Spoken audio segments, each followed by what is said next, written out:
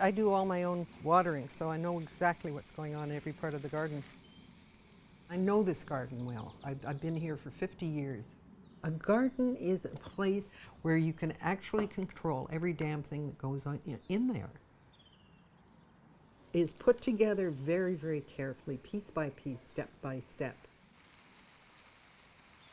I've been accused of being a control freak. Fungal diseases. You can't control your family, you can't control love. I can't control what's going on with the traffic or the building or the politics. But I can, to some measure, control this. So that's where the control comes in. To do something I couldn't do with my children, for instance. Control them. That was impossible. Here's the Betty Corning, whole wall of it. When we first moved in here, it was wall-to-wall weeds, and I carved out a little place for myself, and it was a form of privacy. We had all these kids, so the idea of the garden as a retreat was embedded in me as a very young mom. I didn't want anybody to touch it.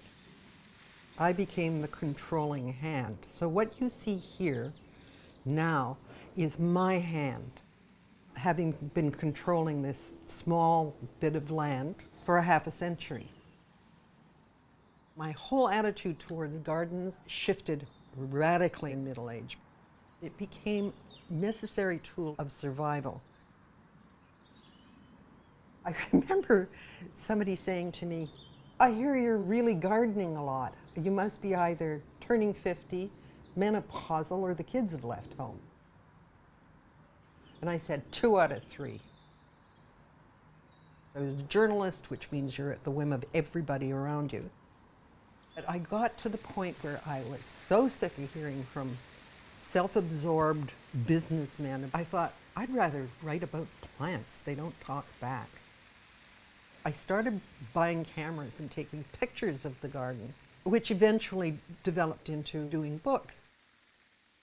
And during the period where I was writing all of these books, I've written 14, the garden shifted in its meaning to me.